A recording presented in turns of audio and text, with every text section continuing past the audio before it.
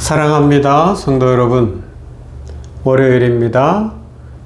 이 한 주간도 하나님께서 우리들에게 크신 은혜와 축복으로 채우실 것을 믿는 믿음 안에서 한 주간을 힘차게 시작하십시다. 그리고요, 어제는 제가 말씀을 전하지 않고 우리 중국에서 사역하시는 선교사님 말씀 전해 주셨는데, 말씀 주신 대로, 은혜 받은 대로 우리 성도들도 있는 곳에서 복음을 전하며 주의 사랑을 전하며 어렵고 열악한 데서 말씀 전하는 선교사님들을 기억하면서 기도하면서 우리들도 믿음의 삶을 잘 살아갈 수 있기를 소망합니다. 말씀 봅니다. 민수기 11장 4절에서 6절 말씀을 보도록 합니다. 민수기 11장 4절에서 6절 말씀. 그들 중에 섞여 사는 다른 인종들이 탐욕을 품음에 이스라엘 자손도 다시 울며 이르되 누가 우리에게 고기를 주어 먹게 하랴. 우리가 애굽에 있을 때에는 값없이 생선과 오이와 참외와 부추와 파와 마늘들을 먹은 것이 생각나거늘 이제는 우리의 기력이 다하여 이 만나 외에는 보이는 것이 아무것도 없도다 하니. 아멘.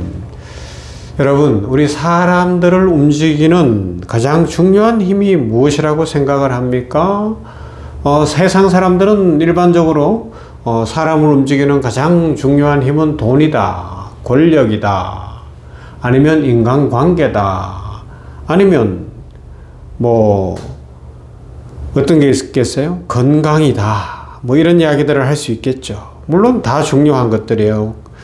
그런데 사람을 진정으로 복되게 살아가게 하는 힘이 따로 있죠. 그게 뭐예요? 기대감이라는 거예요. 기대감. 하나님이 복 주실 것에 대한 기대감을 근본으로 사람은 기대감을 갖고 기대를 먹고 사는 존재라고 해도 틀리지 않아요. 내일은 오늘보다 분명히 나아질 거다. 지금은 눈물이 있지만 이제 앞으로 웃을 날이 올 것이다. 하나님께서 내 인생을 붙들고 계시기 때문에 축복이 넘칠 것이라는 기대입니다. 병상에 누워있어도 회복될 것이라는 기대가 있으면 이겨낼 수가 있어요. 사업이 힘들고 어려워도 내일은 좋아질 것이라는 기대가 있으면 버티고 또 길을 찾아가게 될 것입니다. 자녀의 문제로 눈물을 흘려도 하나님께서 역사할 것이라는 기대가 있으면 기도하며 끝까지 인내하게 될 것입니다. 그러나 이 기대가 사라지면 상황이 달라져요. 기대가 무너지면 영혼이 먼저 무너집니다. 사람은 현실 때문에 절망하는 것이 아니라 그 어려운 현실 넘어 곧 미래가 보이지 않을 때 절망하는 것 아니겠습니까? 그래서 어떤 사람들은 좀 가난한 것 같고 이 땅에서 부족한 부분이 있는 것 같아도 참 행복하게 살아가는 인생이 있는 반면에 어떤 사람들은 모든 것을 가졌는데도 불구하고 우울감 가운데서 살아갈 수도 있습니다. 그 차이가 뭐겠어요? 내일에 대한 기대감, 하나님의 축복에 대한 기대감, 이런 것들이 아니겠습니까? 오늘 성경 말씀에 등장하는 이스라엘 백성들이 바로 그랬어요. 출애굽하여서 하나님의 능력 속에서 애굽을 떠날 때만 해도 그들에게 큰 꿈이 있었습니다. 드디어 약속의 땅에 들어가는구나. 젖과 꿀이 흐르는 땅 가나안에 들어가게 되는구나.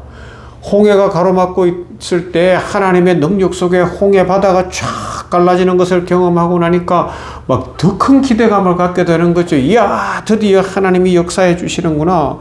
그런데 광야로 들어가는데 광야 생활이 하루 이틀 만에 끝나는 게 아니고 그들의 불순종과 죄악으로 말미암아 이게 40년 동안 광야 생활을 해야 되는 거예요. 그러니까 광야 생활이 길어지면서 그들의 마음속에 기대가 사라지기 시작을 했습니다.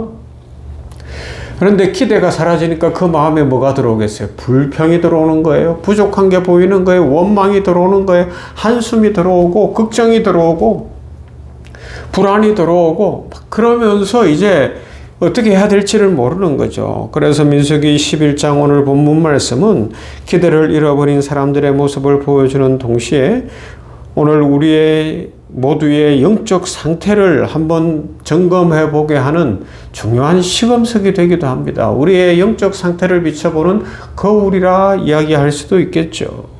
여러분, 불평의 뿌리는 현실의 어려움을 넘어서 기대감의 상실이라는 걸 기억해야 됩니다. 5절 6절에서 보면 음식 문제를 이야기해요. 그들이 뭐라고 이야기해요? 고기가 없다는 거예요. 눈에 보이는 건 만나밖에 없다는 거예요. 그런데 보면 애굽에 있을 때 5절에서 먹은 게 뭔가 하면 값없이 생선 먹었다는 거죠. 오이와 참외와 부추와 파와 마늘을 먹었다. 뭐 그게 없다는 거죠. 그런데 그걸 조금 더 깊이 들어가서 생각해 보면 문제는 음식이 아니라는 것을 알 수도 있어요. 그들은 굶주리고 있지 않았어요. 왜요? 만나를 하나님이 아침마다 공급해 주셨으니까, 마실 물도 공급해 주셨으니까, 낮에는 구름 기둥으로 밤에는 불 기둥으로 인도해 주셨기 때문에 하나님의 보호하심이 함께하기 때문에 배가 고파서 굶어 죽을 지경에 처한 상황은 아니었습니다. 그런데 뭐가 문제예요? 불평하고 있는데 어떤 거예요? 더 좋은 게 없다는 거예요. 비교하고 있고 기대감을 잃어버렸어요. 사람들은 미래를 기대할 수 있을 때 현재의 어려움을 견딜 수 있지 않습니까? 우리 자라나는 아이들이 밤을 새워 공부하는 이유가 뭐예요? 대학교를 좋은 대학 가고 그 다음 단계로 또 좋은 데 취직도 하고 그런 기대가 있기 때문 아니겠습니까? 요사이 달리기 붐인데 이 러닝 붐이 일어나 있는데 마라톤 선수들이 그 먼 거리를 끝까지 달려가는 게 뭐예요? 골인하여 좋은 성적을 내고 월계관을 쓰겠다는 것 아니겠습니까? 신앙생활도 마찬가지예요. 하나님의 약속을 기대할 때 광야를 견딜 수가 있습니다. 그러나 기대를 잃으면 작은 문제 앞에서도 벌벌 떨게 되는 거예요. 그 작은 문제가 크게 보이는 것이죠. 불평하게 되는 거예요. 원망하게 되는 거예요. 두려워하고 걱정하게 되는 겁니다. 이스라엘 백성들은 하나님의 약속을 바라봐야 됐고 약속을 지키시는 하나님을 바라봐야 했으며 약속의 땅 가나안을 바라보아야 했습니다. 그러나 그들은 미래적인 가나안 땅을 바라보기보다는 자신들이 나온 뒤를 돌아보는 과거를 돌아보고 있는 거예요. 불신앙의 특징입니다. 신앙이 살아있는 사람들, 하나님의 은혜를 아는 사람들은 미래적 이야기를 합니다. 그러나 믿음이 약해지면 과거를 이야기합니다. 예전에 좋았다. 옛날에 은혜가 있었다. 그때는 행복했다. 이스라엘 백성들도 그래요. 노예 생활을 하던 애굽을 그리워하고 있는 거죠. 이게 말이 안 되잖아요. 노예 생활인데. 그러나 여러분 진짜 한번 생각해 보세요. 애굽이 뭐가 좋은 곳이에요? 노예의 땅 아닙니까? 채찍이 있었고 눈물이 있었고 고통이 있었어요.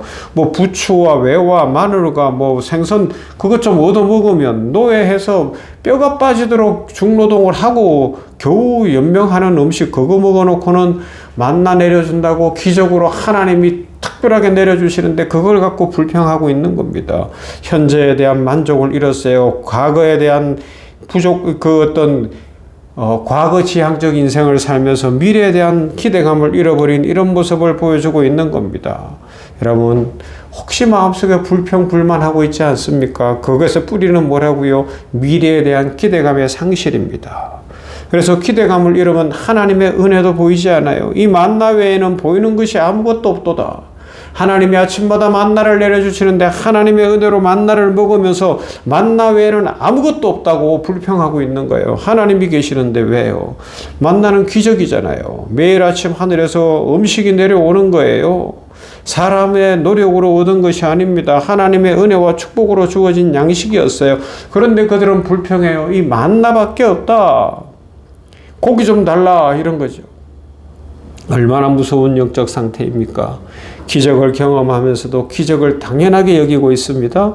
은혜를 받으면서도 은혜를 모르고 있는 거예요. 축복을 받으면서도 축복을 모르고 있는 거예요. 하나님께서 주시는 것을 누리면서도 없는 것만 생각하고 있습니다. 감사가 사라졌어요. 불평이 들어옵니다. 원망이 들어옵니다. 눈이 가리워졌습니다. 울고 있습니다. 앉아서 실망하고 절망하고 있습니다.